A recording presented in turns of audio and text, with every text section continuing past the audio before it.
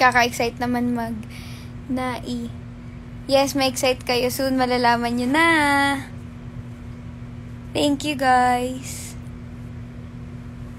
Ah! Hi, Mia! Mia! Kasama lang kita kanina. Okay. Ow.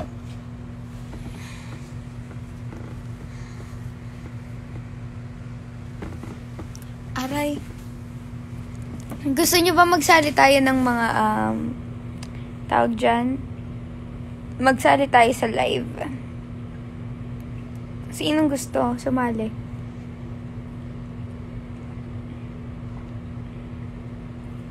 Miss you, Mia. See you soon. Ulit.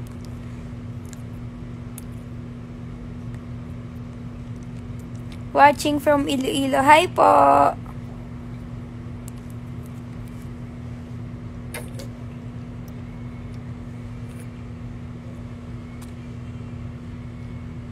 What a difference. Seeing her and seeing me. Magsali tayo. Sino po? Wait lang. Hi, Ate Nicole Bibe. Ay, wait. Sagot muna tayo.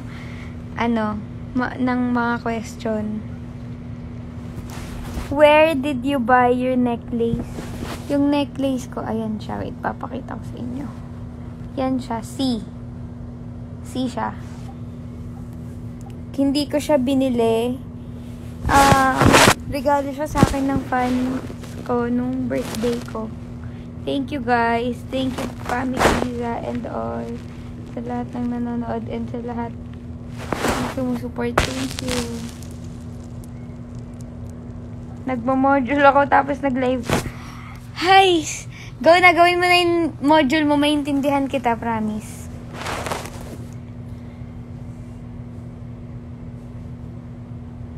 Ano pong height nyo, ate? 5'2" lang ako. Sad. Nagpakulay ka po ba ng buhok? Yes, binalik ko na siya sa brown. Makikita niyo sa post ko nung sinabi ko na binalik ko na siya sa brown. Kasi, binalik ko na siya sa black. My God. Binalik ko na siya sa black. Brown yung buhok ko noon. Nag-brown ako. Nag-dry nga yung buhok ko, guys. Kung makikita nyo, hindi na siya kagaya ng dati. Namiss ko na rin yung buhok ko na mahaba. Wait, ayos nga ako para makita nyo ako. Ayan.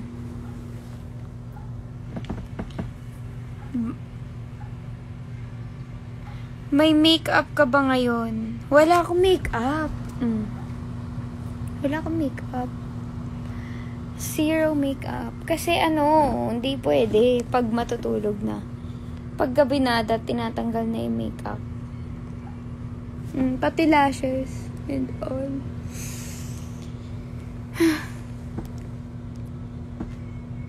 Ito.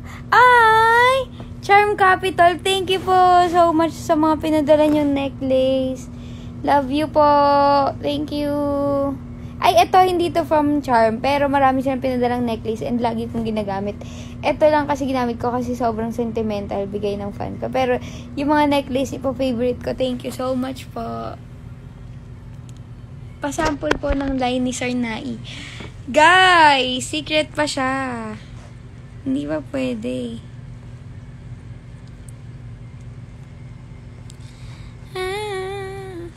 Never knew what I was missing.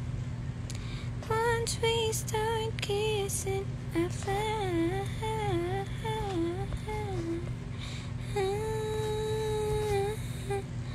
Wait. Ay, ito. How does it feel to become an artista? Any tips mo sa mga gusto pumasok sa showbiz kagaya ko? How does it feel? Sobrang masaya. And nakaka-overwhelm siya. Yun talaga yung una mo i-feel.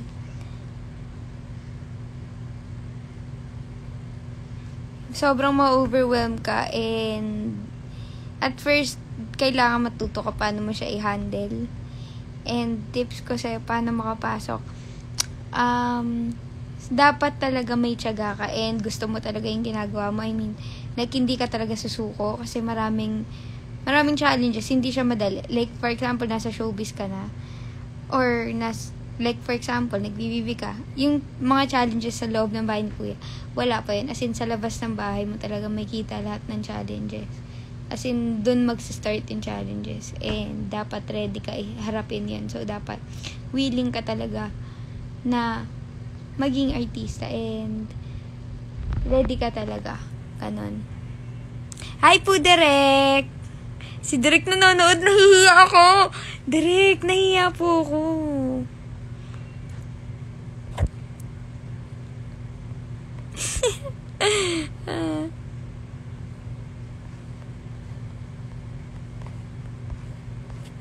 Mag-send kayo guys ng mga questions. Sasagutin ko yan. Hanap pa tayo ng mga ibang question dito ng mga... Ay, guys, kung aspiring housemates kayo ni Kuya, mag-send lang kayo dyan. Sasagutin natin yan. Para para makabigay rin ako ng tips. Wow, tips, kala mo talaga. Eto. Ano po masasabi mo sa Beanie? Yung, anong tawag dito? Yung nilabas nila, music video ba yun? Yung Coconut Nut. Sobrang cute niya and sobrang galing nila. As in, laki ng in-improve nila. Kasi, dati, sabay-sabay, I mean, nagkikita-kita kami sa Star Hunt, ganyan. As in, sobrang nag-improve talaga sila and proud ako sa kanila. Syempre, kapatid ko sila sa Star Hunt. So, guys, support nyo rin sila. Ikaw po ba si Kriza sa PBB? Kamukha niyo po. Hindi po ako yun. Joke lang. Ako po yun. Ow. Ako po yun. Send pa tayo. Ay, tingin pa tayo ng question. Ito. Ay, ano yung napindot ko?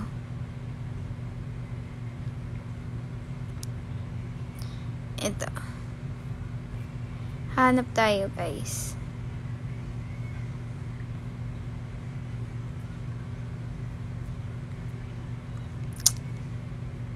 Eto. Ay, bakit nawala? Ayan. Ay, eto. Eto maganda. Dapat mga ganda.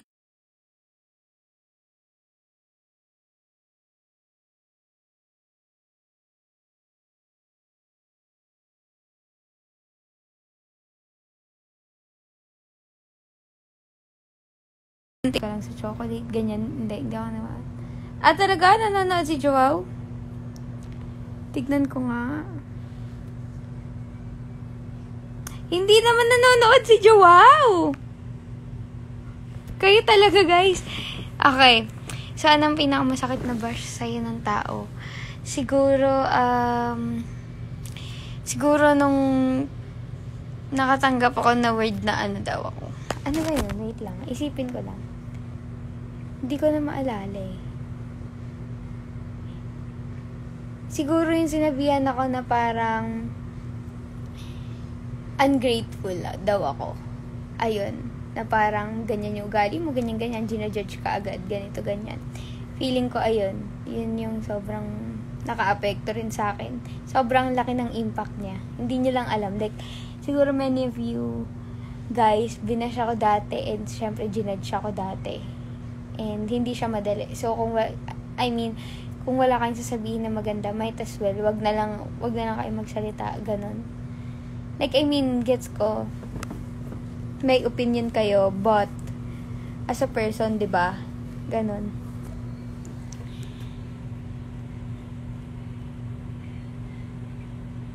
Isn't she lovely? Isn't she wonderful? Isn't she precious? Eto. Ano pong masasabi mo sa He's Into Her cast? Sobrang kami, as in click kami. Like, basta sobrang close kami and Huy, Jem, ano ba? Shoo, tulog na dun. nasabi ko sa His Intercast, sobrang mga mababait. And talagang, alam mo yan, sobrang saya lang sa set. Kasi, syempre, halos magkakaedad kami. And nagkakaintindihan kami. Alam mo yan, millennial, ganyan. And syempre sila Direk, ayan, hindi lang His Intercast. Sila Direk, sobrang close rin namin. And sobrang nakakatulong rin talaga sila Direk sa amin. Ayan. Kasi, tinutulungan talaga nila kami na, uy, ganito, ganyan. Pero at the same time, alam mo yung fun, alam mo yung masaya lang kayo sa set, ganon. Sobrang na-miss ko na yun.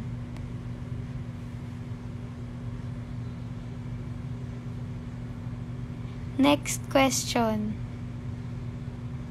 Ito. Ano masasabi mo sa mga patuloy na sumusuporta sa'yo?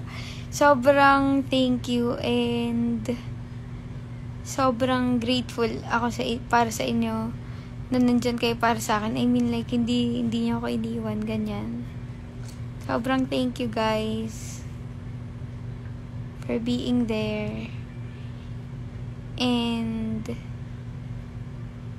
supporting me sa lahat ng gusto ko and sa lahat ng ginagawa ko. Nandyan kayo para sa akin. So, sobrang thank you lang and love ko kayo sobra.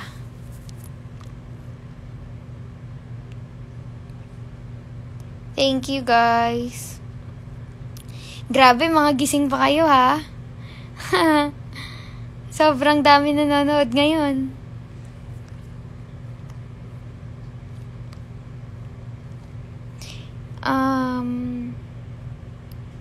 Ito to. Ay. Ito.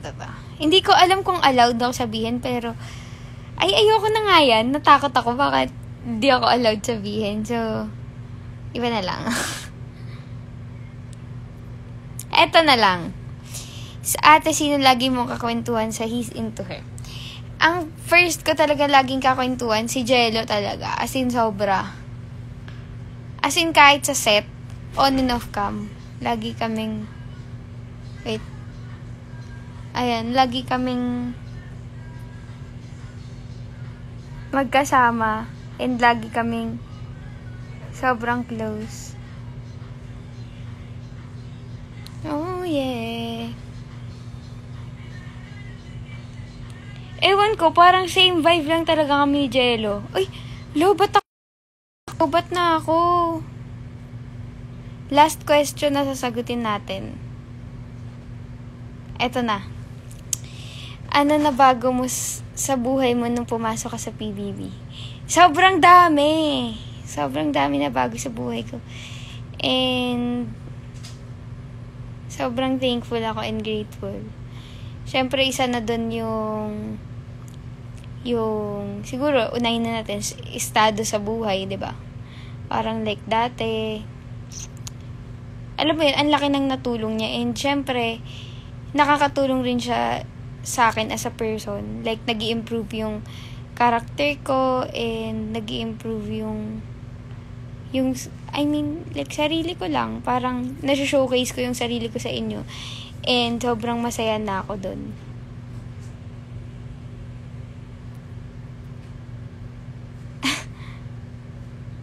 Masaya ba kayo pag naka-off cam, Ate Krisa? Oo, masaya. Masaya naman ako. Pansin ko, lagi kang lowbat. I mean, yung phone mo. Oo, guys, hindi ko alam. Ang bilis na malowbat ng phone ko.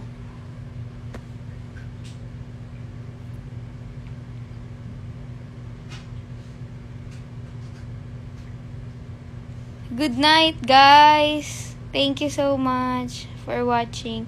Sobrang dami nanonood. Thank you. Bye.